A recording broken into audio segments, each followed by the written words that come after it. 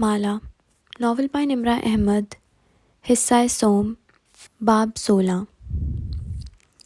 ٹھنڈ بڑھتی جا رہی تھی، اس کے ہونٹ کانپ رہے تھے۔ اس نے گھٹنے سینے سے لگا کر اپنے گرد بازو لپیٹ رکھے تھے۔ وہ آ جائیں گے، وہ ہمیں بچانے آ جائیں گے، وہ بار بار دہرا رہی تھی۔ اس کی آنکھیں بند ہو رہی تھیں، لیکن اسے جاگنا تھا، اسے اپنے ذہن کو جگائے رکھنا تھا۔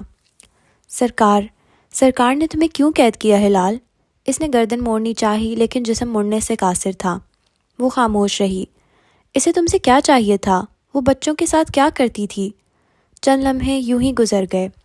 اور آلیان، کیا وہ بھی تمہارے ساتھ قید تھا؟ ہلال کے اندر ذرا سی جنبش ہوئی، لیکن کوئی آواز سنائی نہ دی۔ وہ بدقت چہرہ موڑ کے اسے دیکھنے لگی۔ جالی کے پار وہ سر جھکائے بیٹھی تھی، گھنگریالے بال چہرے کے دائیں بائیں گر رہے تھے۔ ماہر سمجھتا ہے کہ آلیان بدر ہے۔ تم نے اسے کئی برس پہلے میرے بیٹے کا نام بتایا تھا۔ میں اسے نہیں بتا سکی کہ وہ کون تھا۔ میں نے اسے وہ سمجھنے دیا جو وہ سمجھتا تھا۔ مجھے اپنے بیٹے کی حفاظت کرنی تھی۔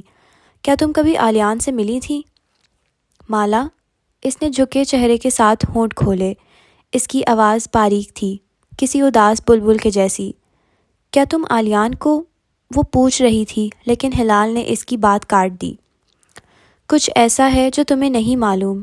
کچھ تھا اس کی لالی کی جیسی آواز میں جو اسے ساکت کر گیا۔ کچھ ایسا جو ماہر بھائی کو نہیں معلوم۔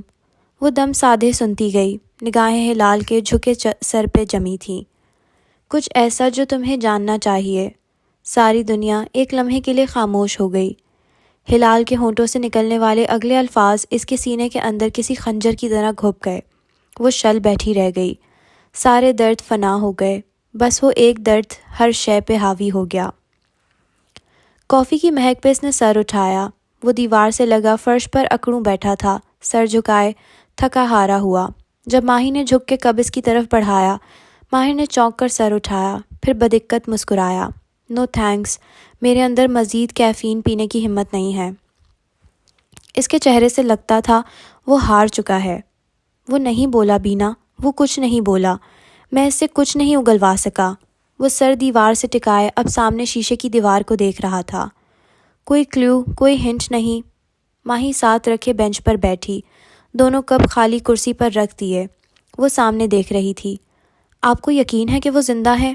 شاید۔ آنسو اس کے حلق میں گولا سا بنا گئے۔ اس نے تھوک نگلا۔ میں زیاد سے بات کرنا چاہتی ہوں۔ وہ تمہیں کچھ نہیں بتائے گا، وہ سائیکوپیتھ ہے۔ وہ ہمیں اذیت میں دیکھ کے خوش ہو رہا ہے۔ اس سے مل کے اپنا دماغ مت خراب کرو۔ اس سے کچھ پوچھنے کا فائدہ نہیں۔ مجھے اس سے کچھ پوچھنا نہیں ہے، کچھ بتانا ہے۔ ماہر نے چونک کر سر اٹھایا۔ کچھ تھا مہبینہ کی آواز میں جو پہلے وہاں نہ تھا۔ تاریک لاک اپ سلاخوں سے بنا تھا۔ اندر ایک چوکی سی تھی جس کے ساتھ فرش پر زیاد سلطان بیٹھا تھا۔ خالی کمرہ، سلاخیں۔ وہ خاموشی سے سر دیوار سے ٹیک لگائے چھت کو دیکھ رہا تھا۔ چہرہ کسی قسم کے تاثر سے خالی تھا۔ جب میں نے تمہیں پہلی دفعہ دیکھا تھا تو مجھے کچھ کھٹکا تھا۔ آواز پہ اس نے چونک کر سر اٹھایا۔ مہبینہ سلاخوں کے ساتھ کھڑی تھی۔ اسے ابھی ابھی ایک آفیسر یہاں چھوڑ کے گیا تھا۔ دونوں ہاتھوں میں ایک ایک سرد سلاخ تھامے وہ اس کو دیکھ رہی تھی، ترحم سے، نفرت سے۔ مجھے تمہاری فیلنگ سننے میں دلچسپی نہیں ہے، زیاد نے بیزاری سے سر جھٹک دیا۔ میں حیران تھی کہ مولا تمہیں ہینڈسم کیوں سمجھتی ہے، لیکن پھر تمہاری چاکلیٹس درمیان میں آ گئیں اور انہوں نے میری بصارت دھندلا دی۔ زیاد نے جواب نہیں دیا، اسی طرح اکتاہٹ سے سامنے دیکھتا رہا۔ کتنی ہی دفعہ مجھے ریڈ فلیگز نظر آئے، تمہیں دیکھ کے ایک بے چینی سی ہوتی تھی، لیکن تمہاری ماں کے جادو جیتتے گئے۔ انٹرسٹنگ، وہ کوف سے تبصرہ کر رہا تھا۔ میرے بچے کو بھی تمہاری ماں نے مارا تھا، میرے دوسرے بچے کو۔ زیاد نے سر سا ہنکارا بھرا۔ میں ان سے ملی تھی ایئرپورٹ پر، انہوں نے کچھ پھونکا تھا مجھ پر، یا ان کی نظریں بد تھی، جو بھی تھا، انہوں نے کیوں میرا بچہ مارا؟ میں نہیں جانتی، شاید جادوگروں کو بچے مار کے طاقت ملتی ہے، لیکن میں اس بچے کے لیے بہت روئی تھی۔ سو سیڈ، اس نے تلخی سے سر جھٹکا۔ حالانکہ مجھے لگا تھا کہ میں نہیں روؤں گی، میں پہلے بچے کے لیے ایسے نہیں روئی تھی، اس کی دفعہ میں اپنے غم سے روئی تھی۔ مجھے اولاد چاہیے تھی۔ لوگ کیا کہیں گے کہ ماہی ماں نہیں بن سکی؟ کہیں بات دوسری شادی کا نہ سوچے، کہیں میں ساری عمر بے اولاد نہ رہ جاؤں۔ وہ سلاخیں پکڑے کھڑکی سے اس کو دیکھ رہی تھی، لیکن اس دوسرے بچے کے لیے میں ایک عمر روتی رہی۔ وہ مجھے ہمیشہ یاد رہتا ہے، حورین کو کھانا کھلاتے، اس کے کپڑے خریدتے، مجھے اپنا وہ دوسرا بچہ ہمیشہ یاد آ جاتا ہے۔ وہ دھیرے دھیرے پنجوں کے بل نیچے بیٹھتی گئی۔ اب وہ اس کے عین سامنے تھی۔ جانتے ہو کیوں؟ چند لمحے ہوا ساکن رہی۔ کیونکہ میں نے اسے دیکھ لیا تھا۔ زیاد نے چونک کر اسے دیکھا۔ وہ آنسوؤں سے بھرا چہرہ لیے کہہ رہی تھی، اس مردہ فیٹس کو دفنانے سے پہلے انہوں نے مجھے وہ دکھایا تھا۔ وہ چند ماہ کا تھا، بہت چھوٹا، لیکن اس کا جسم بنا ہوا تھا، اور جب میں نے اسے دیکھ لیا تو وہ مجسم ہو گیا۔ وہ میرے دل میں کھپ گیا۔ اس نے بند مٹھی دوبارہ سینے پر ماری۔ سارا مسئلہ اس نظر کا ہے زیاد، جو اس میں سما گیا وہ دل سے نہیں نکل سکتا۔ زیاد آنکھوں کی پتلیاں سکوڑے غور سے اسے دیکھ رہا تھا۔ تمہیں بچے نہیں چاہیے تھے، مالا نے مجھے بتایا تھا۔ پھر جب اس نے ابارشن کروایا تو تم خوش تھے، یہ بھی جانتی ہوں۔ وہ رکی، لیکن اس نے ابارشن نہیں کروایا تھا۔ زیاد نے چونک کر اسے دیکھا، کندھے سیدھے ہوئے۔ مالا نے جھوٹ بولا تھا، مجھے اس کے کمرے سے یہ ملا ہے۔ اس کے ہاتھ میں کچھ تھا، ایک سفید لفافہ۔ اسے ڈر تھا کہ تم اس بچے کو مار دو گے کیونکہ تمہیں بچے نہیں چاہیے تھے۔ وہ ایک لمحے کے لیے کچھ بول نہ سکا، پھر گہری سانس لی۔ یعنی وہ اب بھی پریگننٹ ہے؟ اور تمہیں لگتا ہے یہ سن کے میں تمہیں اس کے بارے میں کچھ بتا دوں گا؟ اس کے انداز میں کچھ نہ تھا، کوئی رحم نہیں، کوئی خوف نہیں۔ کیا تم اب بھی اسے مرنے دو گے؟ زیاد سلطان نے دھیرے سے شانے اچکا دیے۔ اس کے چہرے پہ کچھ بدلا تھا، لیکن جب وہ بولا تو آواز ہموار تھی۔ مجھے نہیں معلوم وہ کہاں ہے، لیکن مجھے اس کے مرنے کا کوئی افسوس نہیں ہوگا۔ اس نے چہرہ پھیر لیا، اب وہ سرمئی دیوار کو دیکھ رہا تھا۔ میں جانتی ہوں تم یہی چاہو گے کہ مالا کے ساتھ وہ بھی مر جائے، اسی لیے میں تم سے مالا کی لوکیشن نہیں پوچھوں گی۔ میں تمہیں صرف اس اذیت میں ڈالنے آئی ہوں جس میں تمہاری ماں نے مجھے ڈالا تھا۔ اس نے لفافے سے ایک ننھا سا کارڈ نکالا اور اس کی طرف سلائیڈ کیا۔ زیاد چونکا، پھر اس نے کارڈ اٹھایا اور اسے الٹا کے دیکھا۔ اگلے ہی لمحے اس کا سانس رک گیا۔ وہ ایک سیاہ سفید تصویر تھی، 11 ہفتے کا فیٹس، ایک ننھا سا بیبی جو اپنے سر اپنے پیروں میں دیے ہوئے تھا۔ اس کی آنکھیں اس تصویر پہ جم گئیں، سانس تھم گیا، ساری دنیا رک گئی۔ سارا مسئلہ اس نظر کا تھا جو اس میں سما گیا، وہ دل سے نکل ہی نہیں سکا۔ چند منٹ بعد مہابینہ مبین باہر آئی تو اس کا چہرہ آنسوؤں سے بھیگا تھا اور اس کے ہاتھ میں ایک کاغذ تھا۔ یہ مالا اور ہلال کی لوکیشن ہے، وہ ایک فریزنگ یونٹ میں ہیں اور 1 سے 1.5 گھنٹے میں وہ مر جائیں گی۔ یہ جگہ یہاں سے دور ہے، ہمیں لوکل پولیس کی مدد لینی ہوگی۔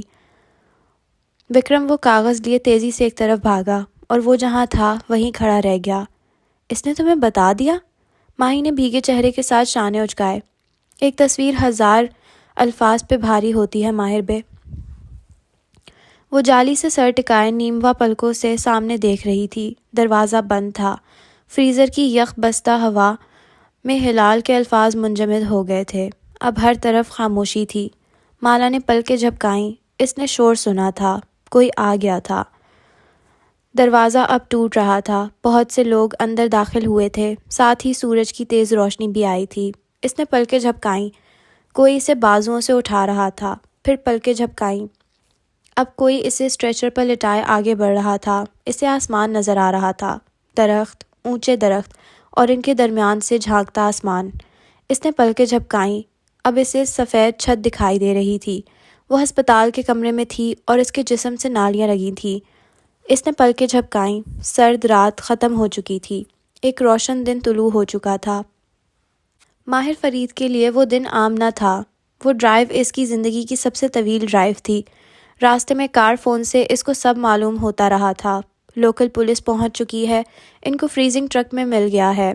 وہ دونوں زندہ تھیں، انہیں ہسپتال لے جایا گیا تھا۔ مطلوبہ ہسپتال تک کا راستہ پل صراط کے جیسا تھا۔ راستے میں بارش شروع ہو چکی تھی، کار کے وائپرز بار بار چل رہے تھے۔ اس کی آنکھیں بھی بھیگی ہوئی تھیں، وہ بار بار ناک سے گیلی سانس کھینچتا۔ اتنے برس سے وہ کہتا آ رہا تھا کہ ہلال زندہ ہے، کوئی اس کا یقین نہیں کرتا تھا۔ آج وکرم نے کال پہ بتایا تھا کہ اس کی بہن ہلال واقعی زندہ تھی اور اسے آج خود بھی یقین نہیں آ رہا تھا۔ وہ کار پارکنگ میں روک کے تیزی سے باہر بھاگا۔ ہسپتال کی عمارت میں داخل ہونے تک بارش نے اسے بھگو دیا تھا، لیکن آج اسے پرواہ نہ تھی۔ اندر داخل ہوتے ہی اس نے دائیں بائیں دیکھا۔ ایک طرف پولیس آفیسرز دکھائی دے رہے تھے۔ وہ ان کی جانب بھاگا۔ یقیناً ہلال بھی وہیں کہیں ہوگی۔ ماہر، وہ چونک کر پلٹا۔ وہ مالا تھی۔ وہ مخالف سمت ایک دوسرے کوریڈور میں کھڑی تھی۔ اس میں ہسپتال کا لباس پہن رکھا تھا، بال پونی میں بندھے تھے اور ہاتھ کی پشت پر آئی وی لگی تھی۔ مالا کو دیکھ کے بہت کچھ یاد آیا۔ اس نے تھوک نگلا۔ تم ٹھیک ہو؟ پھر بے چینی سے دائیں بائیں دیکھا۔ وہ کسی اور سے ملنے آیا تھا۔ ماہر، میری بات سنو۔ وہ تیزی سے اس کے قریب آئی۔ اس کے انداز میں کچھ تھا، بے چینی، پریشانی۔ ہلال کہاں ہے؟ اس کی آواز کپ کپائی۔ وہ دائیں بائیں دیکھ رہا تھا۔ وہ ٹھیک ہے، وہ اندر ہے، مگر پہلے بیٹھ کے میری بات سنو۔ وہ اس کے سامنے آ کھڑی ہوئی۔ اس کا انداز کچھ پریشان سا تھا۔ میں تم سے بات کروں گا، لیکن بعد میں، مجھے ہلال کو دیکھنا ہے۔ اس کی آنکھیں بھیگ رہی تھیں۔ وہ اس کے راستے میں کھڑی تھی۔ وہ اس سے سامنے سے نہیں ہٹا سکتا تھا۔ پہلے میری بات سنو۔ اس نے اپنا بازو دیوار پر رکھ دیا تاکہ وہ گزر نہ سکے۔ بعد میں وہ تیزی سے دوسری طرف سے نکل گیا۔ وکرم اس طرف تھا، ایک کمرے کے باہر۔ اسے دیکھ کے سر کو خم دیا اور اس کمرے کی طرف اشارہ کیا۔ ماہر، وہ بے بسی سے اس کی طرف گھومی، لیکن وہ نہیں سن رہا تھا۔ آج اسے کسی کی پرواہ نہیں تھی۔ اس نے کمرے کا دروازہ کھولا تو ساری دنیا جیسے رک گئی۔ ماہر فرید نے کئی برس اس کا منظر کا تصور کیا تھا۔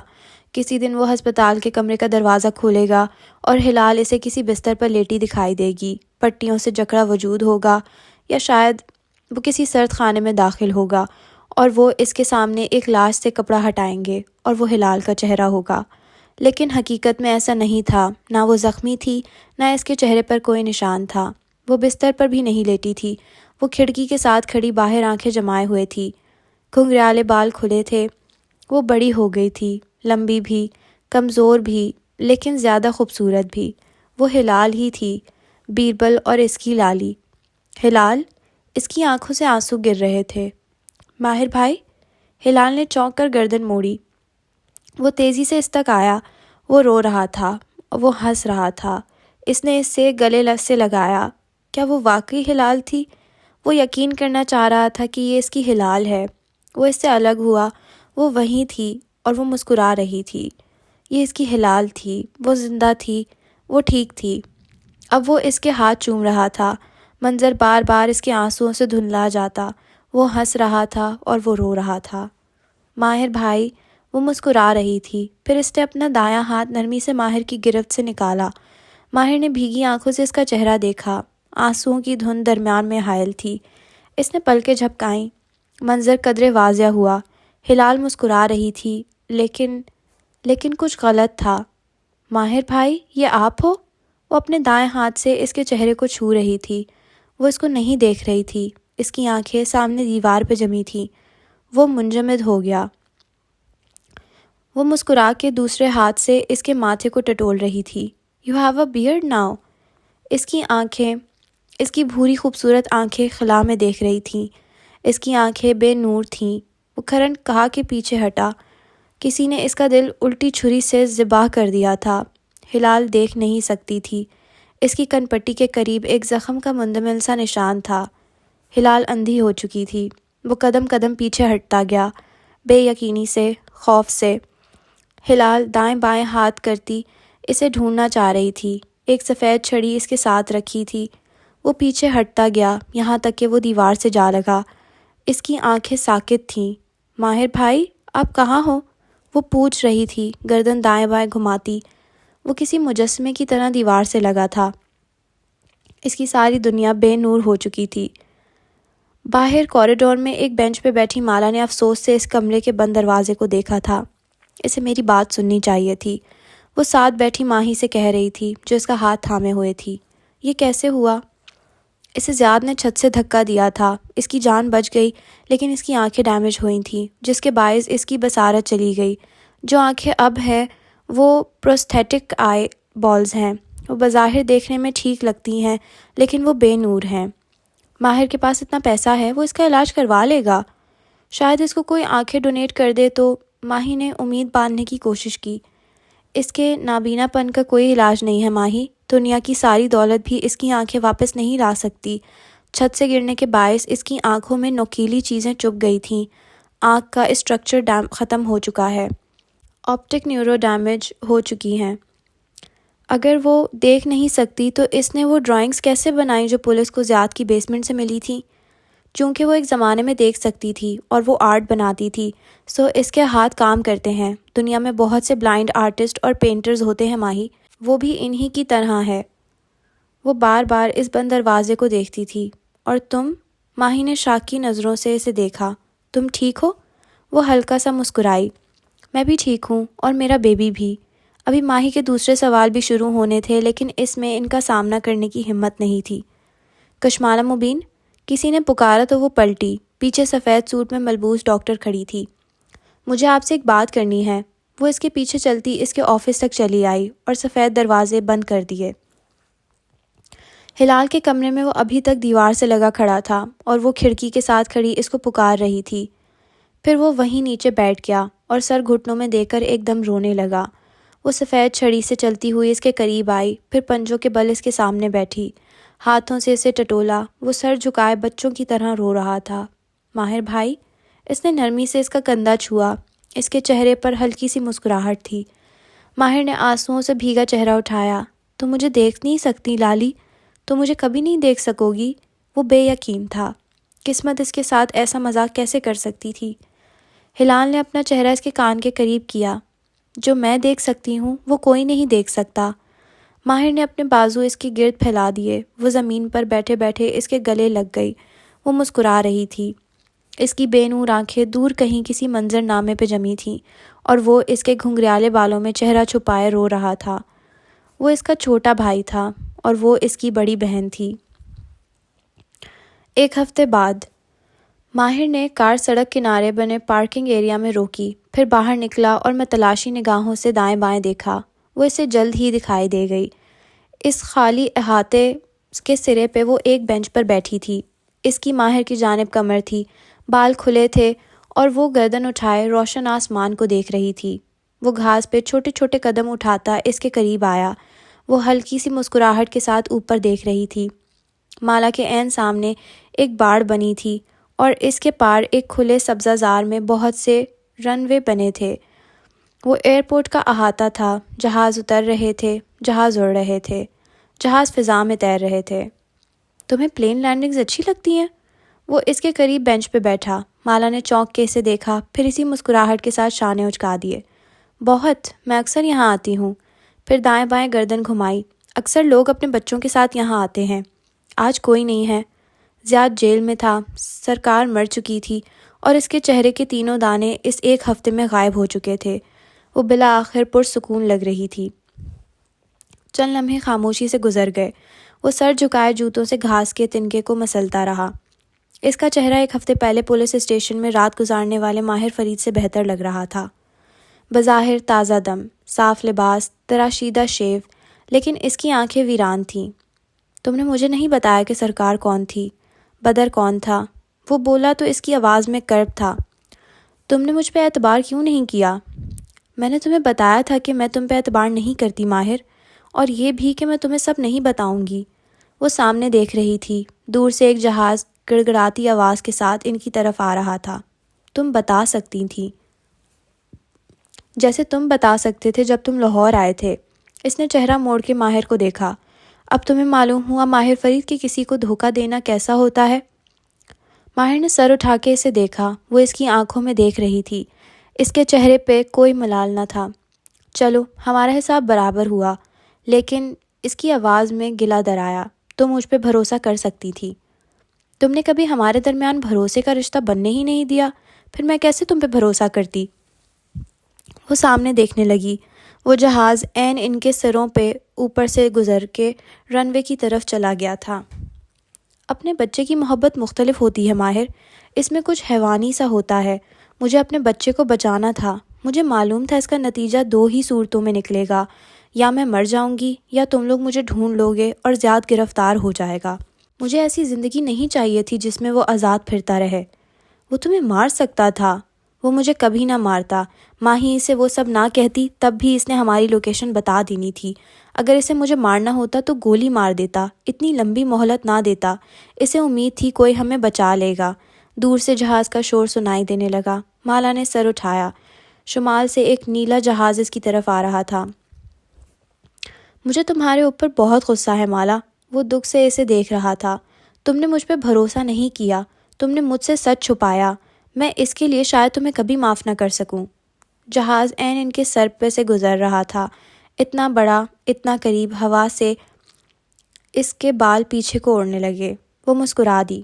لیکن میں تمہارا احسان مند بھی ہوں، تم نے ہلال کے لیے اپنی جان خطرے میں ڈالی۔ جہاز زن سے بینچ سے بیٹھے دو نفوس کے اوپر سے گزرا اور سیدھا رن وے پر جا کے اترا۔ یاد ہے میں نے تم سے وعدہ کیا تھا لاہور میں؟ مجھے یاد ہے۔ ایک دوسرے جہاز کی آواز پہ بے اختیار اس نے گردن موڑی۔ آنکھوں میں اشتیاق اور ایکسائٹمنٹ تھی، دل جوش سے بھر گیا تھا۔ اسے لگا تھا وہ بہت عرصے بعد خوش ہوئی تھی۔ اگر تم ہلال کی مدد کرو گی تو تم مجھے خرید لو گی، تم بدلے میں مجھ سے جو مانگو گی میں دوں گا۔ وہ رکا اور تنبیہ میں ابرو اٹھائی۔ سوائے معافی کے، میں تمہیں اس چیز کے لیے معاف نہیں کروں گا۔ جہاز اتر گیا تو اس نے مسکرا کے ماہر کو دیکھا۔ مجھے تمہاری معافی چاہیے بھی نہیں۔ وہ بھی ہلکا سا مسکرا دیا اور سر جھٹکا۔ اگر تمہیں کچھ چاہیے، مجھے تم سے کچھ نہیں چاہیے ماہر، میں نے کہا تھا نا بنا مانگے تم میری مدد نہیں کرو گے، اور مجھے خوشی ہے کہ تم نے زندگی میں پہلی دفعہ میری بات مانی۔ ماہر چپ ہو گیا۔ چند لمحے وہاں خاموشی چھائی رہی۔ ایئرپورٹ کی فضا بھی ساکن رہ گئی، جیسے سارے جہاز یہاں کا راستہ بھول گئے ہوں۔ ہلال کیسی ہے؟ اس نے دھیرے سے پوچھا۔ ٹھیک ہے، ماہر نے سر جھکا دیا۔ میں اس کا کیس اس ایک ہفتے میں بہت سے ڈاکٹرز کو بھیج چکا ہوں۔ نگینہ سلطان نے مجھ سے پہلے ہر طرح سے ہلال کا علاج کروانے کی کوشش کی تھی۔ اس کا مسخ شدہ آنکھوں میں پروستھیٹک آئی بالز تک لگوا دیے تھے۔ اب کچھ نہیں ہو سکتا۔ زیاد سلطان نے جو ظلم میرے ساتھ کیا ہے اس کا کوئی مداوع نہیں ہو سکتا۔ اور بیربل، تم نے اسے بتایا؟ ماہر نے نفی میں سر ہلایا۔ وہ اب سر جھکائے جوتے سے گھاس مسل رہا تھا۔ جب مالک کو معلوم ہوا کہ نگینہ سلطان کے ساتھ سفر کرنے والی بچی کی پروستھیٹک آئیز تھی، یعنی وہ نابینا تھی، تو اس نے مجھے نہیں بتایا۔ ویسے ہی میں نے بھی ابھی بیربل کو نہیں بتایا تاکہ اس کی تکلیف کے دن کم ہو۔ واپس جا کے بتاؤں گا۔ واپس؟ وہ چونکی۔ ماہر نے چہرہ اٹھا کے اسے دیکھا۔ میں ہلال کو لے کر استنبول جا رہا ہوں۔ سرکار مر چکی ہے، زیاد جیل میں ہے، میں واپس جا کے گرفتاری دے دوں گا۔ اور تب اسے یاد آیا، وہ استنبول میں پولیس کو مطلوب تھا۔ اس کے تاثرات دیکھ کے وہ ہلکا سا مسکرایا۔ ڈونٹ وری، میں چند دن میں باہر آ جاؤں گا، میری وکیل بہت اچھی ہے۔ اور تمہارے پاس اتنا پیسہ ہے کہ تم جج خرید سکو؟ وہ مسکرا کے شانے اچکا کے رہ گیا۔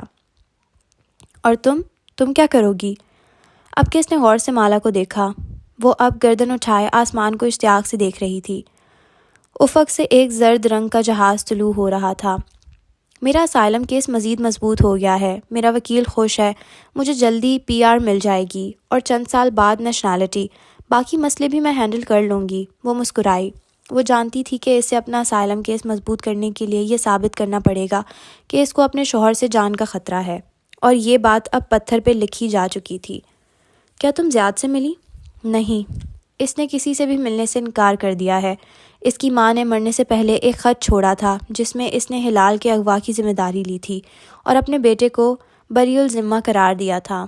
اس نے یہ بھی لکھا تھا کہ اس نے اپنے بیٹے سے کہا ہے کہ وہ اسے اوتھنائز کر دے، یعنی اس کو مار کے زندگی کی اذیت سے بچا لے۔ جانتا ہوں، تمہیں لگتا ہے وہ جلد رہا ہو جائے گا؟ زیاد نے ہماری لوکیشن پولیس کو بتا دی تھی، پھر اس کی ماں کا خط، ہاں وہ چند سالوں میں رہا ہو جائے گا، لیکن اس کے وکیل نے مجھے کہا ہے کہ زیاد میرے بچے سے کوئی تعلق نہیں رکھنا چاہتا اور وہ اس کی ذمہ داری نہیں لے گا۔ اور وہ بغور اس کا چہرہ دیکھ رہا تھا اور وہ آسمان کو۔ اس نے مجھے طلاق دینے سے انکار کیا ہے، لیکن پاکستان میں ہمارا کیس چل رہا ہے، اس کے پیش نہ ہونے کی وجہ سے چند دن میں مجھے خلا مل جائے گی۔ اس نے آنکھیں بند کر کے گہری سانس لی۔ چند دن بعد وہ زیاد سلطان سے آزاد ہوگی اور بچے کی پیدائش کے بعد اس کی عدت ختم ہو جائے گی۔ اور ماہی، وہ تم پہ غصہ ہے؟ اس نے آنکھیں کھولیں۔ دنیا زیادہ خوشگوار لگ رہی تھی۔ نہیں، وہ بس یہ سمجھتی ہے کہ میں اس بچے کو دنیا میں لا کے غلطی کر رہی ہوں۔ اس نے چہرہ موڑ کے سوچتی نگاہوں سے ماہر کو دیکھا۔ تمہیں بھی لگتا ہے کہ میں غلط ہوں؟ اس نے سر نفی میں ہلایا۔ تمہیں یہ حق نہیں ہے مالا کہ تم باپ کے جرم کی سزا اس بچے کو دو۔ وہ دھیرے سے مسکرا دی۔ صفورہ، ماہی، سمر خالہ سب نے کہا تھا اب بھی وقت ہے، وہ اس بچے کو ختم کر دے، لیکن وہ پہلا انسان تھا جس نے اس کے فیصلے کا ساتھ دیا تھا۔ اتنے عرصے بعد پہلی دفعہ اسے ماہر فرید برا نہیں لگا تھا۔ تم اس سرد ملک میں کیوں رہنا چاہتی ہو؟ وہ اب سامنے دیکھ رہا تھا۔ دور سے ایک جہاز اڑتا ہوا ان کی طرف آ رہا تھا۔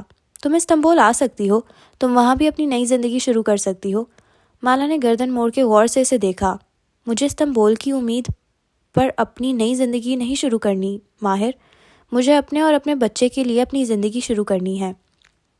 وہ کیا کہہ رہی تھی وہ سمجھ سکتا تھا۔ وہ ابھی تک زیاد کی بیوی تھی اور وہ اس سے طلاق کسی دوسرے مرد کی امید پہ نہیں لے رہی تھی۔ یاسمین درست کہتی تھی، اسے مالا کی زندگی سے نکل جانا چاہیے تھا۔ وہ ایک طلاق کے ٹراما سے گزرتی لڑکی کو کنفیوز نہیں کر سکتا تھا۔ کیا تم ہمیں سی آف کرنے آؤ گی؟ وہ اب بھی سامنے دیکھ رہا تھا۔ وہ چند لمحے اسے دیکھتی رہی۔ اس ایک لمحے میں مالا کے اس شخص سے سارے گلے شکوے دور ہو گئے۔ وہ صرف ایک بھائی تھا جس کو اپنی بہن کی تلاش تھی۔ اس نے جو کچھ کیا اپنی بہن کے لیے کیا، جیسے اس نے جو کچھ کیا اپنے بچے کے لیے کیا۔ میں آؤں گی، وہ ہلکا سا مسکرائی۔ اور اگر وہ سوچ سوچ کے کہہ رہا تھا، کبھی میں تمہیں ٹیکسٹ کروں تو کیا تم جواب دو گی؟ وہ اپنی امید زندہ رکھنا چاہتا تھا۔ اس نے دھیرے سے اس بات میں سر ہلا دیا۔ میں جواب دوں گی۔ وہ بھی مسکرا دیا۔ شاید یاسمین غلط تھی، شاید اسے ایک کوشش کرنی چاہیے۔ ابھی نہیں، جب تک وہ زیاد کی بیوی ہے اور وہ اس کیس میں پھنسا ہوا ہے تب تک نہیں۔ اس کے بعد شاید، اگر وہ مختلف حالات میں ملے تب شاید۔ وہ اسے خدا حافظ کہہ کے اب اٹھ گئی تھی۔ ماہر خاموشی سے اسے جاتے دیکھتا رہا۔ وہ بس اسٹاپ تک جا رہی تھی۔ وہ اسے ڈراپ کرنے کی پیشکش نہیں کر سکتا تھا۔ وہ اس کی وہ مدت قبول نہ کرتی جو اس نے مانگی نہیں تھی۔ پلین لینڈنگ ایریا سے وہ سیدھی بس اسٹاپ تک آئی تھی اور اس وقت وہ بس میں بیٹھی موبائل اسکرول کر رہی تھی جب خیال آیا، کیا لوگ ابھی تک اس کو ٹک ٹاک پہ گالیاں دے رہے تھے؟ اسے وہ ویڈیو مٹا دینی چاہیے۔ اس وقت جوش میں بنا لی، اب شرمندگی ہونے لگی۔ اس نے ٹک ٹاک فون سے مٹا دیا تھا، اب دوبارہ انسٹال کیا، اپنی ویڈیو کھولی، شرمندگی بڑھ گئی۔ ہزاروں کمنٹس آ چکے تھے، گالیاں، باڈی شیمنگ۔ وہ لوگ اس کے اوپر چڑھ دوڑے تھے۔ اف، اس نے سر اٹھایا۔ بس میں موجود سواریاں روبوٹس کی طرح باہر دیکھ رہے تھے، کوئی اس کی طرف متوجہ نہ تھا۔ شکر ہے وہ اس کو نہیں پہچانتے تھے۔ اس نے ڈیلیٹ کا بٹن دبایا، پھر وہ رک گئی۔ لائکس اور فالوورز کا کافی بڑھ چکے تھے۔ اس کی انگلی ان باکس پر رینگ گئی، وہاں بھی میسیجز کی بھرمار تھی، وہی گالیاں، وہی باتیں۔ اف، اتنے ٹاکسک میسیجز! اس کے سر میں درد ہونے لگا۔ سوشل میڈیا شاید ٹاکسک تھا، وہ اس ایپ کو پھر سے ڈیلیٹ کر دے گی۔ میسیجز پہ اس کی انگلی نیچے جا رہی تھی۔ یہ لوگ جو اس کو اتنے ہفتے سے گالیاں دے رہے تھے، وہ نہیں جانتے تھے کہ چند دن پہلے وہ ایک فریزنگ یونٹ میں تھی، وہ مرنے والی تھی۔ اگر وہ مر جاتی تو یہی لوگ اس کو فیمیسائیڈ وکٹم قرار دے کر اس کے لیے شمعیں جلاتے۔ دو رخ والے منافق۔ اس کا ہاتھ ٹھہر گیا۔ ایک میسج مختلف تھا۔ میری 1 ماہ بعد شادی ہے اور مجھے موٹا نہیں لگنا، کیا آپ میری تصویریں کھینچ سکتی ہیں جیسے اس موٹی لڑکی کی کھینچی تھی؟ وہ بالکل ساکت ہو گئی اور پھر اس کی آنکھوں نے میسیجز کو اسکین کرنا شروع کیا، جیسے ریت سے سیب چنتے ہیں۔ میری ناک درست نہیں، میرے شوہر کا قد مجھ سے چھوٹا ہے لیکن وہ تصاویر میں لمبا لگنا چاہیے۔ آپ جو پیسے مانگیں گی میں دوں گی۔ میں پریگننٹ ہوں لیکن میری شادی کی پکچرز ایسی ہوں کہ انڈیا بھیجوں تو پریگننٹ نہ لگوں۔ میسیجز ہی میسیجز۔ وینکوور اور کینیڈا کے دوسرے شہروں کے کتنے ہی لوگوں کے میسیجز تھے۔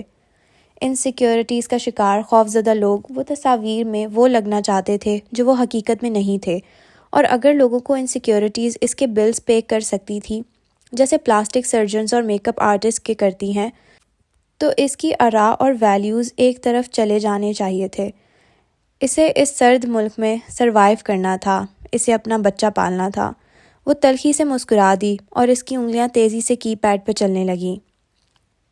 سوموار کی صبح وہ مسکراتے ہوئے جے پی کے دروازے کی بیل بجا رہی تھی۔ وہ نکلی تو اس کا چہرہ حیران تھا۔ مالا، تم اس وقت؟ پھر جے پی کے چہرے پہ شرمندگی اتری۔ آئی ایم سوری جو تمہارے ساتھ ہوا۔ نیور مائنڈ، یہ رہے تمہارے پیسے۔ اس نے ایک پھولا ہوا لفافہ اس کی طرف بڑھایا جس میں زیادہ تعداد ان نوٹوں کی تھی جو اس انڈین دلہن نے دیے تھے، جو وقت سے پہلے پریگننٹ ہو چکی تھی۔ اور اسے اپنی شادی کی تصاویر سارے خاندان کو انڈیا میں بھیجنی تھی۔ اب تم اس عورت کے ساتھ سیٹلمنٹ کر سکتی ہو، باقی میں تمہاری جاب چھوڑ رہی ہوں، مجھے بارسٹہ بننے کی ضرورت نہیں ہے، میں نے ایک دوسرا کیریئر چن لیا ہے۔ وہ تمتماتے چہرے کے ساتھ کہہ رہی تھی۔ وہ مسکرا رہی تھی، وہ آزاد تھی، وہ بالآخر آزاد تھی۔ جے پی نے لفافہ تھامنے کے لیے ہاتھ نہیں بڑھائے، اس کے چہرے پہ ندامت تھی۔ مالا تم رہنے دو پلیز، تم پہلے ہی اتنے پرابلم سے گزری ہو، پھر تم پریگننٹ ہو۔ میں جانتی ہوں تمہیں کیف جمال نے یہ کرنے کو کہا تھا، لیکن خیر یہ میری غلطی تھی، میری وجہ سے ایک عورت سلپ ہوئی، سو مجھے پیسے دینے ہیں، اب تمہارا میرا معاملہ ختم۔ اس نے جتا کے کہتے ہوئے لفافی دوبارہ بڑھایا۔ اس کی ضرورت نہیں ہے مالا، آگے تمہارے بہت اخراجات ہوں گے، اس ملک میں بچہ پالنا آسان نہیں ہے۔ اس نے اس کا ہاتھ واپس پلٹا دیا۔ کشمالا ٹھہر گئی، مسکراہٹ غائب ہوئی، غور سے اس کے چہرے کو دیکھا۔ لیکن جے پی، تم نے اس عورت کو پیسے دینے ہیں نا، تو یہ اس کو دے دو، بات ختم۔ جے پی نے نگاہیں جھکا لیں۔ جے پی پیسے کیوں نہیں لے رہی تھی؟ وہ ٹھہر گئی، ایک دم جیسے دماغ میں جھماکا ہوا۔ کسی نے تمہیں پہلے ہی ادائیگی کر دی ہے نا؟ وہ پلک تک نہ جھپک سکی۔ مالا، جے پی نے خشک ہونٹوں پہ زبان پھیری، کوئی میری جگہ پیسے ادا کر چکا ہے، اسی لیے تم اتنے دن سے اصرار نہیں کیا۔ اس کے جسم کا سارا خون آنکھوں میں اتر آیا تھا۔ کس نے دیے ہیں پیسے؟ کس نے؟ وہ لفافے بھیجے بلند آواز میں پوچھ رہی تھی، گو کہ اسے پوچھنے کی ضرورت نہ تھی، وہ جانتی تھی۔ ماہر گیلے بال تولیے سے رگڑتا کمرے سے نکلا ہی تھا جب ڈور بیل بجی، اور اگلے ہی لمحے دروازہ زور زور سے دھڑ دھڑ آیا، جیسے کوئی اپنی مٹھی اس پہ مار رہا ہو۔ وہ چونکا، ماتھے پہ بل پڑ گئے، تولیہ ایک طرف اچھالا اور سیدھا دروازے تک آیا۔ میجک آئی سے باہر جھانکا، اس کا چہرہ دیکھ کے تعجب ہوا۔ مالا، سب خیریت ہے؟ دروازہ کھولا تو دیکھا وہ سرخ چہرہ لیے چوکھٹ میں کھڑی تھی۔ تم خود کو کیا سمجھتے ہو؟ بہت پیسہ ہے تمہارے پاس؟ اس نے دونوں ہاتھوں سے ایک لفافہ اس کے سینے پہ اچھالا تھا۔ وہ بے اختیار 2 قدم پیچھے ہوا، ایک نظر ان نوٹوں کو دیکھا جو لفافے سے نکل کے بکھر گئے تھے، اور پھر اس کے چہرے کو۔ اس کے گال گلابی اور آنکھیں گیلی تھیں۔ میں نے تمہیں منع کیا تھا کہ تم میری زندگی میں مداخلت نہیں کرو گے۔ وہ دبا دبا سے چلا رہی تھی۔ بیٹھ کے بات کرتے ہیں، اس نے نرمی سے کہنا چاہا، لیکن اب دیر ہو چکی تھی۔ تم نے پھر سے وہی کیا جو تم کرتے آئے ہو، تم نے پھر سے اپنا پیسہ استعمال کیا۔ تم سمجھتے کیا ہو خود کو؟ کیونکہ تم رو رہی تھیں۔ وہ دونوں ہاتھ اٹھا کے ایک دم بولا تو اس کی آواز بے بسی تھی۔ میں تم سے ملنے آیا اور تم رو رہی تھیں باتھ روم کے فرش پہ، اور اس میں تمہارا قصور نہیں تھا، زیاد نے تمہیں اس میں پھنسایا تھا، اور تمہارا گاڈ کمپلیکس زندہ ہو گیا اور تم نے سمجھا کہ تم مجھے بچا لو گے۔ وہ بے یقینی سے اسے دیکھ رہی تھی۔ تمہیں میری اتنی سی بات سمجھ میں نہیں آئی ماہر فرید؟ تمہیں میری خواہش کا ذرا سا احترام نہیں آیا؟ پھر تم کیا کرتی؟ اس کی آواز بلند ہونے لگی۔ جو بھی کرتی، میں تمہارے پاس پیسوں کے لیے نہ آتی، وہ دکھ سے کہہ رہی تھی۔ اس کی آنکھوں سے آنسو ٹپ ٹپ گر رہے تھے۔ میں تمہیں آزما رہی تھی، میں دیکھنا چاہ رہی تھی کہ تم وہی ہو یا بدل گئے ہو، لیکن تم نے وہی کیا جو تم ہمیشہ کرتے ہو، تم نے پھر سے مجھے دھوکہ دیا۔ دروازہ ابھی تک آدھا کھلا تھا۔ چند لمحے خاموشی سے گزر گئے۔ وہ چوکھٹ میں کھڑی چند لمحے گہرے گہرے سانس لیتی رہی۔ آئی ایم سوری، وہ شکستہ بولا، گیلے بال اس کی شرٹ کے کندھوں کو بھگو رہے تھے۔ مجھے تمہاری مدد چاہیے ہوتی تو میں مانگ لیتی۔ وہ اب کے بولی تو اس کی آواز آہستہ تھی، لیکن سانس ہنوز پھولا ہوا تھا۔ پیسے میں اپنی بہن سے بھی لے سکتی تھی، تم دنیا کے واحد پیسے والے شخص نہیں تھے، مگر مجھے یہ پیسے خود کمانے تھے ماہر۔ مجھے اپنے پیروں پہ کھڑا ہونا تھا، اور میں نے وہ کر کے دکھایا۔ مجھے اپنے آپ پہ مان تھا کہ میں کسی مرد کے مدد کے بغیر خود کو اس مسئلے سے نکال آؤں گی۔ اسی لیے میں نے تمہیں مداخلت کرنے سے منع کیا تھا، لیکن تم نے مجھ سے میرا مان بھی چھین لیا کہ میں اپنے بل پہ کچھ نہیں کر سکتی ہوں۔ تم نے مجھے یہ احساس دلایا کہ تم مجھے ہمیشہ ایک مرد کی ضرورت رہے گی۔ اس نے کچھ کہنا چاہا لیکن نہیں کہہ سکا۔ یاسمین درست کہتی تھی، اسے اس مرحلے میں کشمالہ سے دور رہنا چاہیے تھا۔ تم میری ایک خواہش کا احترام نہیں کر سکے؟ وہ زخمی نظروں سے اسے دیکھ رہی تھی۔ اب بتاؤ میری کیا سزا ہے؟ وہ شکستگی سے پوچھ رہا تھا۔ اس کا سر درد کرنے لگا تھا۔ مجھے تمہیں کوئی سزا نہیں دینی۔ اس نے ہتھیلی کی پشت سے آنسو صاف کیے اور فرش پر بکھرے کاغذوں کو دیکھا۔ یہ رہے تمہارے پیسے، اب ہمارا حساب برابر ہوا۔ پھر وہ رکی۔ وہ جانتا تھا وہ کیا کہنے والی ہے۔ وہ مالا کو بہت اچھے سے جانتا تھا۔ میں اپنے الفاظ واپس لیتی ہوں۔ میں تمہارے کسی میسج کا جواب نہیں دوں گی، نہ میں تم سے رابطہ رکھنا چاہوں گی۔ ہلال سے میری طرف سے معافی مانگ لینا، اس کی آنکھوں میں آنسو تھے۔ وہ جانتا تھا وہ اس کا اعتبار پھر سے کھو چکا تھا۔ کیونکہ تم ہمیشہ یہی کرو گے، تم میری زندگی اسی طرح کنٹرول کرنے کی کوشش کرو گے، تم ہمیشہ اپنے پیسے سے سب فکس کرنے کی کوشش کرو گے، اور میں تمہاری ان گیم سے تھک چکی ہوں، میں تمہاری مینیپولیشن سے تھک چکی ہوں۔ تم ایک بزنس مین ہو اور رہو گے۔ اس کا دل بری طرح زخمی ہو چکا تھا۔ ہلال اندر ہے، وہ سب سن رہی ہے۔ بتاؤ میں اسے کیا کہوں گا؟ یہی کہ وہ اور بدر ایک دوسرے سے کبھی نہیں ملیں گے۔ وہ اسے شکوہ کے نہ نظروں سے دیکھتی پلٹ گئی۔ ماہر تیزی سے اس کے پیچھے آیا۔ مالا، اس نے پکارا، میرا وعدہ قائم ہے۔ وہ لفٹ کے دروازے کے قریب کھڑی تھی، چہرہ نہیں موڑا۔ میں تمہارا مقروض ہوں، تمہارا احسان ہے میرے اوپر، تم مجھے جب پکارو گی میں تمہارے لیے آؤں گا، لیکن تمہارے پکارے بنا نہیں آؤں گا۔ کشمالا نے پلٹ کے اسے دیکھا۔ اس کے چہرے پہ افسوس بھی تھا اور ملال بھی۔ اور میں قسم کھا کے کہتی ہوں ماہر فرید کہ میں نہ کبھی تمہیں مدد کے لیے پکاروں گی اور نہ کبھی تمہارے پاس آؤں گی۔ تم زندگی میں دوبارہ میری شکل نہیں دیکھو گے۔ لفٹ کے دروازے کھلے اور وہ اس کے اندر چلی گئی۔ وہ آزردگی سے اسے دیکھے گیا۔ وہ بھی بھیگی آنکھوں میں ملامت لیے سے دیکھ رہی تھی۔ دھاتی دروازے آپس میں مل گئے، وہ ان کے پیچھے غائب ہو گئی۔ وہ کافی دیر چوکھٹ میں کھڑا رہا، پھر زور سے دیوار کو ٹھوکر ماری، اتنی زور سے کہ پیر کا انگوٹھا درد کرنے لگا۔ اور یہ وہ دن تھا جب کشمالا مبین ماہر فرید کی زندگی سے چلی گئی۔ 4 سال بعد استنبول۔ ایئرپورٹ کے باہر ٹیکسیز کی لائن لگی تھی۔ ایک بوڑھا اہلکار جو وردی میں ملبوس تھا باری باری قطار میں کھڑے لوگوں کو ارائیولز کے دروازے سے نکال کے ٹیکسی میں بٹھا رہا تھا۔ اس نے ایک بوڑھے کپل کو ٹیکسی میں بٹھا کے ٹیکسی روانہ کی، پھر چہرہ موڑا تو اب اس لڑکی کی باری تھی جو قطار میں سب سے سامنے کھڑی تھی۔ سن گلاسز بالوں پہ ٹکائے، کانوں میں ایئر پوڈز لگائے، ایک ہاتھ سے مسلسل موبائل پہ کچھ ٹائپ کر رہی تھی، دوسرے ہاتھ سے سلور کیری آن بیگ کا ہینڈل تھام رکھا تھا جس کے راڈ کے ساتھ ڈیزائنر بیگ کا اٹکا تھا۔ اس نے کونی تک آتے آستین والا سفید منی کوٹ پہن رکھا تھا اور نیچے ٹخنوں سے ذرا اونچا سا سیاہ ڈریس تھا جو ہوا کے باعث پھڑ پھڑا رہا تھا۔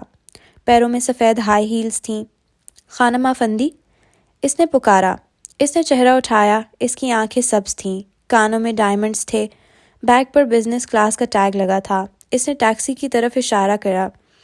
وہ شکریہ کہہ کے آگے بڑھ گئی۔ ڈرائیور نے ٹیکسی کا دروازہ کھولا اور اس کا بیگ لے لیا۔ وہ اسی طرح موبائل پہ جھکی پچھلی سیٹ پہ بیٹھی۔ نوجوان ڈرائیور نے کار سڑک پہ ڈالتے ہوئے بیک مرر میں اس کا چہرہ دیکھا۔ اس کے بال کندھوں تک آتے تھے اور بالکل سیدھے تھے، ہلکا میک اپ، سیٹ پہ رکھے بیگ کے اندر ایک کیمرہ جھلک رہا تھا۔ کہاں جائیں گی؟ 4 سیزنز۔ وہ خاموشی سے کار ڈرائیو کرنے لگا۔ کار ایئرپورٹ سے شہر کی طرف جا رہی تھی۔ یہ پون گھنٹے کی ڈرائیو تھی۔ ہاں، ابھی ٹچ ڈاؤن کیا ہے، وہ اب کھڑکی سے باہر دیکھتے ہوئے فون پہ کسی سے کہہ رہی تھی۔ نہیں، ابھی نہیں، مجھے ہوٹل میں چیک ان کرتے ہی کہیں جانا ہے، وہاں سے میں تمہارے پاس آ جاؤں گی۔ 4 بجے تک؟ رک کے کچھ سنا۔ نہیں، مجھے 7 بجے تک فری ہونا ہے، میری ایک اہم میٹنگ ہے 7 بجے۔ میں نے کسی کو وقت دے رکھا ہے۔ کلائی پہ بندی گھڑی دیکھی، کہا نا ابھی مجھے کسی جگہ پہنچنا ہے، بہت اہم ہے، سپاٹ لہجے میں کہہ کے فون رکھ دیا۔ اب وہ کھڑکی سے باہر دیکھ رہی تھی۔ اس کی سبز آنکھوں کے گرد مدھم سی لکیریں تھیں۔ نوجوان ڈرائیور نے آئینے میں اسے دیکھا۔ آپ سیاہ ہیں؟ نہیں۔ کیا کرتی ہیں؟ تمہارا نام کیا ہے؟ اس نے چہرہ موڑ کے اسے دیکھا۔ بلنت۔ بلنت، میں فوٹوگرافر ہوں، ایلوژن فوٹوگرافر ہوں۔ وہ نرمی سے مسکرائی۔ وہ کیا ہوتا ہے؟ فوٹوگرافرز کے جادوگر۔ وہ ایسا ایلوژن کریٹ کرتے ہیں جو ایگزسٹ نہیں کرتا، وہ دکھاتے ہیں جو حقیقت نہیں ہوتی۔ اس نے نہ سمجھنے کے باوجود اس بات میں سر ہلا دیا۔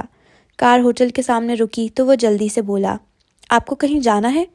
اسے اس کی کال کی تھوڑی بہت سمجھ آئی تھی۔ ہاں، میں چیک ان کر کے آتی ہوں، تم میٹر آن رکھو بے شک۔ وہ بے نیازی سے کہہ کے اندر کی طرف بڑھ گئی۔ ہوٹل کے داخلی دروازے پہ ویلے نے اس کا سامان لے لیا تھا۔ وہ پارکنگ میں اس کا انتظار کرتا رہا۔ میٹر چلتا رہا۔ قریباً 15 منٹ بعد وہ واپس آتی دکھائی دی۔ اب اس کے پاس بس وہی ہینڈ بیگ تھا۔ وہ واپس پیچھے بیٹھی اور ڈرائیور سے اس کا موبائل مانگا، پھر اس کے گوگل میپس پہ ایک لوکیشن کھولی۔ مجھے یہاں جانا ہے۔ بلنت نے سر ہلایا اور کار سڑک پہ ڈال دی۔ یہ لیونت کی ایک عمارت تھی، کیف آرکیٹیکچرل فرم۔ کار استنبول کے اونچے نیچے راستوں سے گزر رہی تھی، کئی گلیاں پار کیں، کئی دکانوں اور قہوہ خانوں کے سامنے سے گزری۔ اس شہر کے رنگ ویسے ہی تھے، وہی خوشبو، وہی رونق، وہی کہے۔ وہ خاموشی سے کھڑکی سے باہر دیکھے گئی، چہرے پہ کوئی تاثر نہ تھا۔ کار اس ولا نما عمارت کے سامنے رکی تو ڈرائیور نے کارڈ مشین سامنے کر دی۔ کیا میں آپ کا انتظار کروں؟ نہیں، مجھے دیر ہو جائے گی۔ اس نے کارڈ مشین پہ کارڈ ٹیپ کیا اور اسے دیکھے بنا باہر نکل گئی۔ سیاہ جنگلے کے سامنے رک کے مالا نے گہری سانس لی۔ میں قسم کھا کے کہتی ہوں ماہر فرید کہ میں نہ کبھی تمہیں مدد کے لیے پکاروں گی اور نہ کبھی تمہارے پاس آؤں گی۔ تم زندگی میں دوبارہ میری شکل نہیں دیکھو گے۔ اس نے سفید ہیل سے قدم اندر رکھے، ایک ایک قدم بھاری تھا، لیکن اب فرق پڑنا ختم ہو چکا تھا۔ لابی میں داخل ہوتے ہی وہ ریسیپشن تک آئی۔ ریسیپشنسٹ 4 سال پہلے والی نہیں تھی، بدل چکی تھی، وقت بھی بدل چکا تھا۔ مجھے ماہر فرید سے ملنا ہے۔ کیا آپ کے پاس اپائنٹمنٹ ہے؟ اس نے مکینکی انداز میں مسکرا کے پوچھا۔ نہیں۔ کیا وہ جانتے ہیں کہ آپ آ رہی ہیں؟ نہیں۔ وہ سپاٹ چہرے کے ساتھ کھڑی تھی۔ آپ کا نام؟ میں اس کو خود بتاؤں گی۔ وہ اسی طرح اٹل کھڑی تھی۔ ریسیپشنسٹ نے گہری سانس لے کر صوفے کی طرف اشارہ کیا۔ مالا بنا کسی احتجاج کے سامنے دیوار سے لگے کاؤچ پہ بیٹھ گئی، ٹانگ پہ ٹانگ جما لی۔ ریسیپشنسٹ نے انٹرکام اٹھایا۔ انٹرکام کی گھنٹی کانفرنس روم میں بجی۔ کانفرنس روم اس وقت خالی تھا، طویل میز کے گرد بہت سی کرسیاں رکھی تھیں۔ وہ سربراہی کرسی پہ تنہا بیٹھا تھا، گرے سوٹ میں ملبوس، سامنے کھلی اسکرین کو دیکھتا۔ وہ کچھ سوچ رہا تھا، بال جل سے پیچھے تھے، چہرے پہ زیادہ کچھ نہیں بدلا تھا سوائے کلین شیو ہونے کے، البتہ گال کا زخم ویسا ہی تھا۔ انٹرکام بجا تو ماہر نے ناگواری سے اس کو دیکھا، پھر ہاتھ بڑھا کے فون اٹھایا۔ میں نے کہا تھا مجھے ڈسٹرب مت کرنا، ایک خاتون آپ سے ملنے آئی ہیں۔ ریسیپشنسٹ نے کہتے ہوئے مسکرا کے سامنے بیٹھی لڑکی کو دیکھا۔ وہ بھی اسے دیکھ کے رسماً سا واپس مسکرائی۔ اس کے پاس اپائنٹمنٹ ہے؟ نہیں۔ کیا تم نے اسے پہلے کبھی مجھ سے ملتے دیکھا ہے؟ نہیں۔ پھر مجھے ڈسٹرب مت کرو، رکھائی سے کہہ کے اس نے ریسیور واپس رکھا، پھر اسے قدرے ٹیڑھا کر کے رکھا تاکہ وہ انگیج ہو جائے، اور وہ واپس اسکرین کی طرف متوجہ ہو گیا۔ نیچے ریسیپشن کے کاؤچ پہ بیٹھی مالا خاموشی سے سامنے دیکھتی رہی۔ دیوار پہ لگے وال کلاک کی سوئی آگے بڑھتی گئی۔ 1 گھنٹہ، 1.25 گھنٹہ وہ وہیں بیٹھی رہی۔ ورکرز اس کے سامنے باہر سے لابی تک آئے، لفٹ کے دروازے کھولتے، اندر جاتے، کارڈ سوائپ کرتے لفٹ چل پڑی اور انہیں اوپر لے جاتی۔ ریسیپشنسٹ وہیں بیٹھی اسے نظر انداز کیے کام کر رہی تھی۔ 3 بج گئے جب وہ اپنی جگہ سے اٹھی۔ ایک آرکیٹیکٹ لفٹ میں داخل ہو رہا تھا، وہ اسی سکون سے چلتی اس کے ساتھ سوار ہو گئی۔ اس سے پہلے کہ ریسیپشنسٹ اسے روک سکتی وہ وہیں کھڑی ہو گئی۔ آرکیٹیکٹ نے اپنا کارڈ سوائپ کیا، پھر بٹن پریس کیا اور سوالیہ نظروں سے مالا کو دیکھا۔ ماہر فرید، اس نے مسکرا کے بتایا۔ اس کے انداز میں روب تھا، حاکمیت تھی۔ آرکیٹیکٹ نے سر ہلا دیا۔ دروازے بند ہو گئے۔ ریسیپشنسٹ تیزی سے اپنی جگہ سے اٹھی، لیکن تب تک لفٹ کے دروازے باہم مل رہے تھے۔ مالا نے مسکرا کے اسے ہاتھ ہلا دیا۔ لفٹ نے اسے جس ہال میں اتارا وہ اسے پہچانتی تھی۔ وہ پہلے سے زیادہ بھرا ہوا تھا، ڈیزائنر فرنیچر، بدلا ہوا انٹیریئر، چھت کی فال سیلنگ بھی ہو چکی تھی۔ وہ دائیں بائیں دیکھتی اندر داخل ہوئی، ایک ڈیسک کے پاس رکی۔ ماہر فرید کہاں ہے؟ سوالیہ ابرو اٹھایا۔ وہ میٹنگ میں ہیں آپ۔ ایک لڑکا بوکھلا کے اٹھا، لیکن اس نے ہاتھ اٹھا کے اسے روکا۔ وہ رک گیا۔ اب وہ سیڑھیوں کی طرف بڑھ گئی۔ وہ اس کی نگاہوں کے زاویے سے دیکھ چکی تھی کہ وہ کہاں ہے۔ اسے آگے کا راستہ معلوم تھا۔ زینے آدھے ہوئے جب دیوار پہ لگا آئینہ دکھائی دیا۔ اندر لگا نیلا مخملی پردہ ویسا تھا، وہ ہٹا ہوا تھا۔ سامنے ایک کانفرنس ٹیبل کے گرد بہت سے افراد دکھائی دے رہے تھے۔ مالا 2 زینے اوپر چڑھی اور تب وہ اسے دکھائی دیا۔ وہ سربراہی کرسی کے پیچھے کھڑا ناخوشی سے کچھ کہہ رہا تھا، چڑچڑا سا، اکتایا ہوا۔ ایک لڑکی نے سر اٹھا کے کچھ کہنا چاہا، لیکن اس نے اسے ڈپٹ کے چپ کروا دیا۔ 3 زینے اوپر وہ ہاتھ میں پین پکڑے اسے ہلاتے ہوئے اپنی بات سمجھاتا دائیں بائیں ٹہل رہا تھا۔ سفید شرٹ، سیاہ پینٹ، شرٹ کے کف موڑے، وہ بار بار بالوں میں ہاتھ پھیرتا۔ وہ مضطرب تھا، ناخوش۔ پھر وائٹ بورڈ کی طرف اشارہ کرتے ہوئے وہ پلٹا، نگاہ سیڑھیوں کے وسط میں لگے آئینے پہ پڑی۔ وہ ٹھہر گیا، ساری دنیا ٹھہر گئی۔ وہ قدم قدم چلتی اوپر آ رہی تھی۔ وہ ہاتھ میں قلم لیے بالکل منجمد سا کھڑا رہا تھا۔ وہ نیلے پردوں کے ساتھ آ رکی، انگلی کی پشت سے دستک دی، شیشے کا دروازہ کھولا۔ آواز پہ سب نے گردن موڑ کے دیکھا۔ سیاہ سفید لباس والی لڑکی ان کے سامنے کھڑی تھی۔ وہ ماہر کو دیکھ رہی تھی اور وہ اسے۔ پھر وہ ہلکا سا مسکرائی اور ان تمام افراد کو دیکھا۔ وہ انگریزی میں شائستگی سے بولی، "can you give us a minute?" سب کی نگاہیں ماہر فرید کی طرف اٹھیں، سوائے عبد المالک فرید کے۔ آج تک اس کی میٹنگ میں کسی نے خلل نہیں ڈالا تھا۔ ماہر نے دھیرے سے سر کو جنبش دی۔ ایک ایک کر کے تمام افراد اٹھ گئے، جلدی جلدی چیزیں سمیٹتے گئے۔ وہ کب وہاں سے گئے اسے کچھ معلوم نہ ہوا، یہاں تک کہ دروازے بند ہو گئے اور وہ اس کے دائیں ہاتھ رکھی کرسی تک آئی۔ وہ ابھی تک اسے دیکھ رہا تھا، بے یقین، ششدر۔ کیا یہ سچ تھا؟ کیا وہ جاگا ہوا تھا؟ "میں تمہارا زیادہ وقت نہیں لوں گی." وہ سنجیدہ تھی، اس کا چہرہ برف کے جیسا تھا۔ وہ کرسی پہ بیٹھی، ٹانگ پہ ٹانگ جمائی، پرس میز پر رکھا۔ وہ جیسے ہوش میں آیا، بہت کچھ یاد آیا۔ "مالا؟" اس ایک لفظ میں بہت سے سوال تھے، تعجب تھا، بے یقینی تھی۔ "میں 4 سیزنز میں ٹھہری ہوئی ہوں۔ شام 7 بجے میں وہاں تمہارا انتظار کروں گی۔ تب تک تم آفس سے فارغ ہو چکے ہوگے۔ تمہیں وہاں آنا ہے اور ہم بیٹھ کے بات کریں گے۔ وہ جیسے اس کو شیڈیول سنا رہی تھی۔ وہ ابھی تک کھڑا تھا، بس یک ٹک اسے دیکھتے ہوئے۔ یہ وہی تھی، کشمالہ مبین۔ بال چھوٹے تھے، چہرہ قدرے میچیور تھا، لیکن یہ وہی تھی۔ "میں تمہارا انتظار کروں گی." "کیوں؟" اسے دیکھتے ہوئے ماہر نے آنکھوں کی پتلیاں سکوڑیں۔ اس کا ذہن دھیرے دھیرے جاگ رہا تھا۔ "کیونکہ مجھے تمہاری مدد چاہیے." وہ ایسے بتا رہی تھی جیسے اسے اس کے سوال پہ حیرت ہوئی ہو۔ "کیا تمہیں بھول گیا کہ تم نے مجھ سے وعدہ کیا تھا؟ تمہارے اوپر میرا ایک احسان ہے." کچھ جتاتا ہوا سا تھا اس کے لہجے میں۔ "اور تم نے قسم اٹھائی تھی کہ تم مجھے کبھی نہیں پکارو گی." اسے سب کچھ یاد آ گیا۔ ایک دم سارے اعصاب تن گئے، پیشانی پہ بل آ گئے۔ "میں اپنی قسم کا کفارہ ادا کروں گی، ڈونٹ وری." وہ اٹھ کھڑی ہوئی۔ شام 7 بجے، ابرو اٹھا کے یاد دہانی کروائی اور دروازے کی طرف بڑھی، اور اس کے ضبط کا پیمانہ لبریز ہو گیا۔ "میں نہیں آؤں گا." وہ بولا تو اس کی آواز میں زمانوں کی سختی تھی۔ کشمالہ نے آنکھیں بند کر کے گہری سانس لی، پھر اس کی طرف پلٹی، اسی بے تاثر چہرے کے ساتھ اسے دیکھا۔ "کیوں؟" "کیونکہ میں زندگی میں آگے بڑھ چکا ہوں کشمالہ بی بی." وہ اسی سختی سے کہہ رہا تھا۔ اس کی آنکھوں میں بہت سی شکایتیں تھیں، زخم تھے، ملال تھا۔ "میں نے تمہیں پہلے سال ای میلز لکھیں، تم نے جواب نہیں دیا۔ پھر میں نے تمہیں چھوڑ دیا، اور جسے چھوڑ دیا اسے چھوڑ دیا۔ اب تم یوں اچانک میری زندگی میں نہیں آ سکتی." اس کی آواز میں غصہ در آیا، بے بسی بھرا غصہ۔ "نہ میں اب تمہارے لیے کچھ کر سکتا ہوں." وہ انہی بے تاثر نگاہوں سے اسے دیکھ رہی تھی۔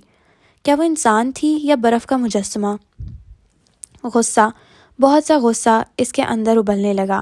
"تم نے میری بہن کی جان بچائی، تمہارا شکریہ، لیکن میں اب تمہارے لیے کچھ نہیں کر سکتا، نہ کروں گا." وہ رکا، ہلکا سا کھنکارا۔ "میں شادی کر رہا ہوں، اور اس وقت میں نہیں چاہتا کہ ہمارے راستے ٹکرائیں." وہ اسی طرح سے دیکھتی رہی۔ پھر اس نے پرس میں ہاتھ ڈالا، کچھ مٹھی میں دبایا اور قدم قدم چلتی اس کے قریب آئی۔ "شادی کر رہے ہو تو میری طرف سے مبارک قبول کرو، مر رہے ہو تو فاتحہ." ساتھ ہی اس نے مٹھی میں رکھی شے اس کی میز پر رکھی۔ "لیکن تم آؤ گے ماہر فرید، تم آؤ گے اور میری بات سنو گے، اور تم میری مدد بھی کرو گے کیونکہ میں نے تمہاری مدد کی تھی." برف جیسے لہجے میں ارتعاش پیدا ہوا تھا۔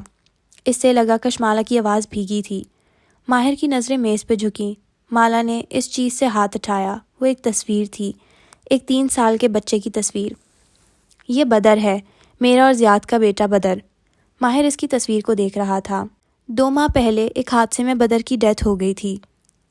اس نے بے یقینی سے چہرہ اٹھا کے مالا کو دیکھا۔ اس کی سبز آنکھوں میں نمی تیر رہی تھی۔ "یعنی پولیس کہتی ہے کہ وہ مر گیا تھا، لیکن میں جانتی ہوں کہ وہ نہیں مرا." وہ بنا پلک جھپکے ان بھیگی آنکھوں کو دیکھ رہا تھا۔ "وہ کھو گیا ہے، کسی نے اس کو مجھ سے چھین لیا ہے۔ میں نے اسے بہت ڈھونڈا ہے، لیکن وہ مجھے نہیں ملا." وہ برف کا مجسمہ نہیں تھا، وہ ایک ماں تھی جو اپنی عزت نفس پر پیر رکھ کے وہاں آئی تھی۔ "اور تم؟" اس نے انگلی کی نوک سے آنکھ کا کنارہ صاف کیا اور جب بولی تو آواز ویسی ہی پتھر تھی۔